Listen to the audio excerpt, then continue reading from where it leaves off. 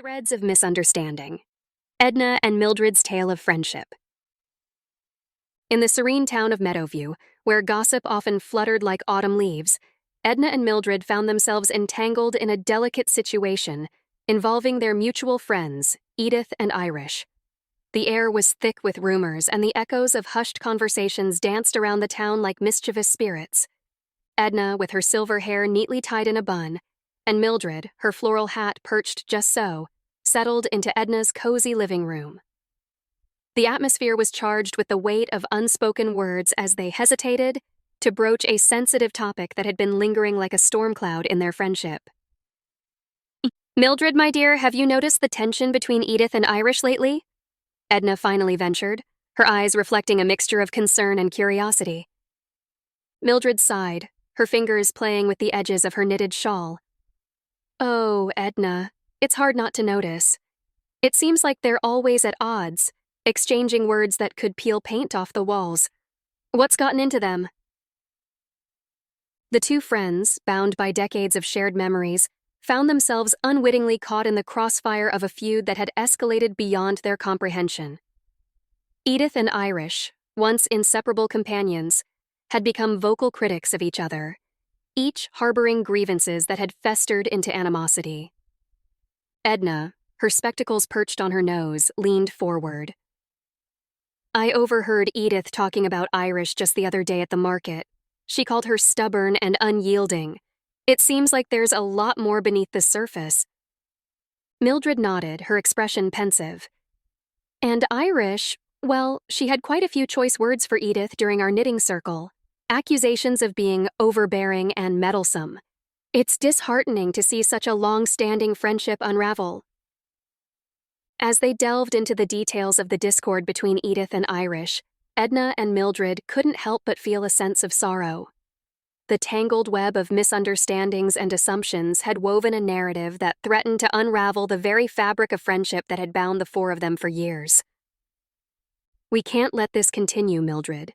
Edith and Irish are dear friends to both of us. We must find a way to mend the rift," Edna declared, her eyes reflecting a determination to restore harmony. Mildred agreed. "You're right, Edna. We can't let their misunderstandings poison our relationships. Let's invite them over, have an open conversation, and get to the bottom of this." And so, a plan was set in motion. Edna and Mildred, armed with the intention to mend, decided to host a gathering at Edna's house. The living room, once a sanctuary of shared laughter, would now serve as the backdrop for a much-needed dialogue. The day arrived, and Edith and Irish, unaware of the purpose behind the invitation, joined Edna and Mildred in the cozy living room. The air felt tense, charged with the anticipation of a conversation that could either heal or further fracture the bonds of friendship. Edna, her knitting needles clinking softly, took a deep breath. "Ladies, thank you for coming. We've noticed a strain in your friendship, and as your friends, we can't stand idly by. We want to understand what's happening and find a way to resolve it." Irish, her arms crossed defensively, glanced at Edith. "Well, it's about time someone addressed this. Edith here thinks she knows what's best for everyone. She can't seem to accept that others might have different opinions." Edith, her eyes narrowing, shot back. "And Irish is just as stubborn as they come. She dismisses any suggestion that doesn't align with her own views. It's impossible to have a reasonable conversation with her." As the accusations flew across the room like arrows, Edna and Mildred exchanged glances. The wounds of unspoken grievances were laid bare, and the delicate balance of friendship teetered on the precipice of collapse. Edna, her voice calm but firm, intervened. "Ladies, let's take a moment. It's clear that there are misunderstandings here. Rather than assuming the worst about each other, let's try to understand where these feelings are coming from. Irish, what is it that bothers you about Edith's actions?" Irish hesitated, her gaze softening. "Well, it just feels like she doesn't respect my opinions. Every time I suggest something, she shoots it down as if it's not worth considering." Edith, her shoulders tense, responded, "Irish, I never meant to dismiss your ideas. I just want what's best for all of us. Sometimes I worry that decisions are made without considering the consequences."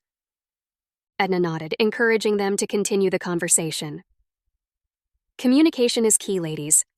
Let's talk openly about our feelings and work towards understanding each other. As the hours passed, the room echoed with heartfelt conversations, admissions of insecurities, and the vulnerability of friendships that had weathered the storms of life. Edna and Mildred played the role of mediators, guiding their friends through the thorny path of misunderstanding towards a clearer understanding.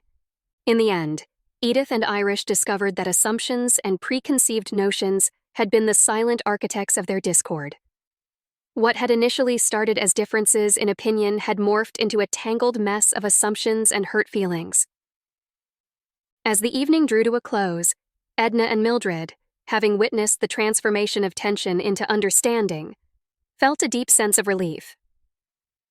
The power of communication had prevailed, and the cracks in the friendships had been sealed with newfound understanding.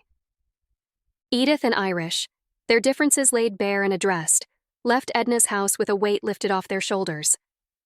The wounds of misunderstanding had begun to heal, and the path to rebuilding their friendship lay ahead. Edna, reflecting on the events of the evening, remarked to Mildred, "Assumptions can be dangerous, Mildred. They have the power to damage the strongest of relationships. It's a reminder for all of us to communicate openly and not let misunderstandings fester." Mildred nodded. "You're absolutely right, Edna. It takes effort to bridge the gaps created by assumptions. Let's hope Edith and Irish can move forward with a clearer understanding of each other." And so, in the quiet town of Meadowview, where the rustling leaves whispered tales of mended friendships, Edna and Mildred became silent champions of the power of communication. The threads of misunderstanding, once entangled, had been carefully unraveled, leaving behind a tapestry of lessons on the fragility and resilience of human connections.